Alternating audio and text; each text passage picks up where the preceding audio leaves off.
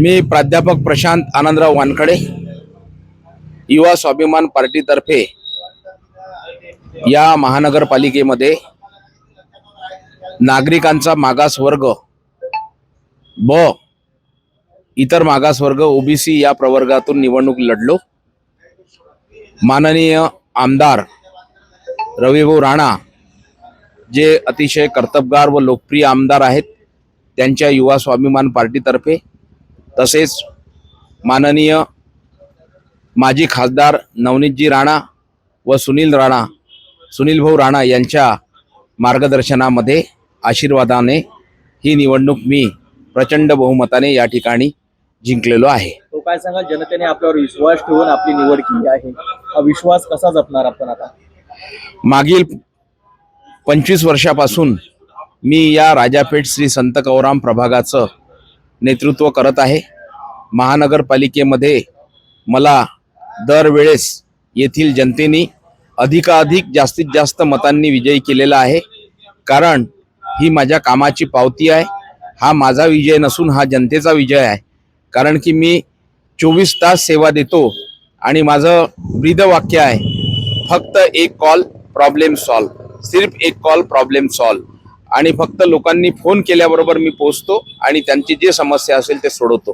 हाच माझा विजयाचा सर्वात मोठा मार्ग आहे। आपल्या वार्डमधील अशा 2 ते 3 समस्या कोणत्या आहेत ज्या आता अजिबात दुर्लक्षित करता येणार नाही? त्याच्यामध्ये सगळ्यात जास्त समस्या ही आहे की ज्या काही नजूलच्या जागा आहे, ज्याच्यावर लोकांनी झोपडपट्टे किंवा घरं बांधलेली आहे, त्या लोकांना सरकारने शासनाने नजूल पट्टे हे दिले पाहिजे आणि त्यांना PR कार्ड दिलं पाहिजे, जेणेकरून त्यांना घरकुलाची सोय होईल। आणि त्यांना गाडगेबाबांचं जे आपलं ब्रीदवाक्य आहे की ज्यांना घरं नाहीत त्यांना घरं द्या, ज्यांना अन्न नाही त्यांना अन्न द्या, ज्यांना पाणी नाही त्यांना पाणी द्या।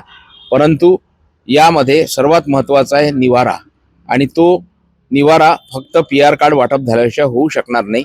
म्हणून सर्वात पहिले मला शासनाला विनंती करावी वाटते की PR कार्डचे वाटप लवकरात लवकर नजूल पट्ट्यांवर करून द्यावे। पहिल्या 6 महिन्यात असे कोणते काम होईल ज्याचा थेट फायदा जनतेला जाणवेल? पहिल्या 6 महिन्यामध्ये सर्वात पहिले, आता 4 वर्षामध्ये प्रशासनाचं राज्य होतं, प्रशासनाच्या राज्यामुळे कोणताच अधिकारी हा लोकप्रतिनिधीला पाहिजे तसा ऐकत नव्हता आणि त्यामुळे सर्वत्र घाणीचं साम्राज्य झालेलं आहे शहरामध्ये। ते सर्वात पहिले साफ करणं हे प्रथम काम आहे आणि स्वच्छता ही असल्याशिवाय अमरावती शहर सुंदर शहर असं होऊ शकत नाही। म्हणून सर्वात पहिले स्वच्छतेला मी प्राधान्य देणार आहे। रस्ता, पाणी, नाली, स्वच्छता यापैकी आपली पहिली प्राधान्याची बाब कोणती राहील? प्राधान्याची बाब आहे पाणी, हे मूलभूत सोयी ह्या सर्व प्राधान्याच्या बाबी राहतील। त्याच्यामध्ये आपल्याला विभाजन करता येणार नाही, कारण की मूलभूत सोयी ह्या नागरिकांना दिल्याच गेल्या पाहिजे, कारण की ते महानगरपालिकेला टॅक्स देतात, कर देतात आणि त्याचा मोबदला त्यांना आपल्याला द्यायलाच पाहिजे। मागील कार्यकाळात जी कामं अपूर्ण राहिली ती पूर्ण करण्यासाठी काय रणनीती असेल आपली? मागील कार्यकाळामध्ये जी कामं राहिली होती, ज्या कामं राहिल्याचं एकच प्रमुख कारण आहे, ते म्हणजे निधी, जो फंड आहे, आणि फंड उपलब्ध व्हावा आणि विकासात्मक कामं जास्तीत जास्त व्हावी। आणि विकास पुरुष आमदार रविभाऊ राणा आहेत, त्याचप्रमाणे नवनीत राणा आहेत, सुनील भाऊ राणा आहेत, आणि म्हणून मी त्यांच्या पार्टीमध्ये प्रवेश करून जास्तीत जास्त प्रभागाचा आणि या बडनेर मतदारसंघाचा विकास झाला पाहिजे, हे व्हिजन ठेवूनच युवा स्वाभिमान पार्टीत प्रवेश केला आणि त्याचा फायदा मला भरपूर भविष्यामध्ये निधी उपलब्ध करण्यासाठी होईल असा माझा ठाम विश्वास आहे। वार्ड विकासात भ्रष्टाचार आणि निष्काळजीपणा रोखण्यासाठी आपण कोणती ठोस पावले उचलणार? वार्ड विकास निधीमध्ये बरेच वेळा काही प्रमाणामध्ये तुम्ही म्हणता ती गोष्ट बरोबर आहे, परंतु ते पूर्वी झालेल्या गोष्टी असतील, परंतु आता तसं काही भ्रष्टाचाराचं काही नाही आहे, कारण की सर्व ऑनलाईन आणि कम्प्युटराइज वाईज सगळं झाल्यामुळे प्रत्येक गोष्ट ही पारदर्शक आहे। युवक, महिला आणि ज्येष्ठ नागरिकांसाठी आपली स्पष्ट काय योजना राहील? युवक हा या देशाचा खूप आधारस्तंभ आहे आणि युवकाच्या खांद्यावरच या देशाची जबाबदारी आहे। माननीय शिवसेना प्रमुख बाळासाहेब ठाकरे असं म्हणत होते की या देशाचा युवक हाच देशाची ताकद आहे, आणि म्हणून युवकांच्या खांद्यावर आपण सर्व जबाबदारी दिली पाहिजे आणि त्यांनी ती पेलली पाहिजे। म्हणून युवक हा निर्व्यसनी असला पाहिजे। त्याच्यासाठी आपण प्रत्येक एरियामध्ये व्यायामशाळा आणि सुसज्ज असं व्यायामशाळेचं साहित्य उपलब्ध करून दिलेलं आहे। क्रीडांगणे सुसज्ज करून दिलेलं आहे, जेणेकरून युवक हा बलदंड झाला पाहिजे आणि त्यासोबतच त्याची शैक्षणिक दर्जा सुद्धा सुधारला पाहिजे, म्हणून अभ्यासिका सुद्धा आपण प्रत्येक ठिकाणी निर्माण केलेले आहे. 5 वर्षानंतर आपण आपल्या वार्डाला कोणत्या ओळखीने पाहू इच्छिता?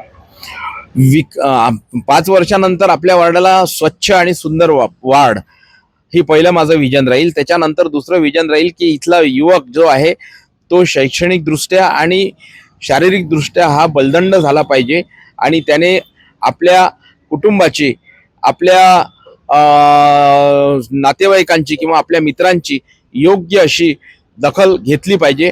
हेच माझं त्या ठिकाणी विचार आहे. आपल्या पक्षाची वार्ड विकासात कशी साथ असेल आणि गरज पडल्यास आपण आपल्या पक्षीय राजकारणापेक्षा वर उठून काम कराल का?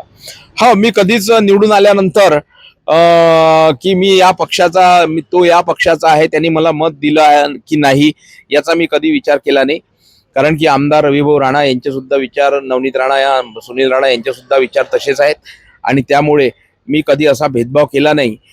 इलेक्शन संपलं, निवडणूक संपली की ते सर्वच्या सर्व प्रकरणं बंद जातात, पान उलटवायचं आणि विकास ज्या ठिकाणी करता येईल तो कोणत्याही मार्गाने असो आणि कसाही असो, कोणत्याही मार्गाने म्हटलं म्हणजे विकासात्मक मार्गाने ताकदीनं कोणत्याही पक्षाचा विकासात्मक कार्यक्रम असेल तर त्याच्यासाठी मदत करण्याची आमची नेहमी तयारी राहील. वार्डवासियांना दिलेले आपण एक ठाम वचन आहे, त्यासाठी आपला संदेश काय राहील? वार्डवासियांना मी फक्त सिर्फ एक कॉल प्रॉब्लेम सॉल्व हे माझं वचन दिलेलंच आहे की केव्हाही मला बेरात्री फोन करा, मी तयार आहे.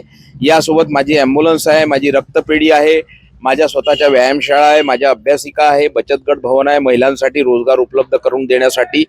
त्याचप्रमाणे मी कोणतंही ऑपरेशन, ते मोतीबिंदूचं असो, हृदयाचं असो, बायपास सर्जरी असो किंवा मेंदूचं असो, घुटणे ट्रान्सफर असो, हे सर्व निःशुल्क करतो आणि त्याचा लाभ मी सर्व जनतेला, कारण की नगरसेवाचं काम हे फक्त काही नाल्या, रस्ते, दिवे, वीज किंवा कचरा हेच नसून तो प्रत्येक सदस्य, प्रत्येक कुटुंबाचा सदस्य असला पाहिजे, कोणाचा भाऊ असला पाहिजे, कोणाचा मुलगा असला पाहिजे आणि या दृष्टीनं त्यांनी प्रत्येक कुटुंबासाठी काम केलं पाहिजे. आणि म्हणून रुग्णसेवक म्हणून सुद्धा माझी खूप मोठी जबाबदारी आहे आणि ती मी पालन करतो.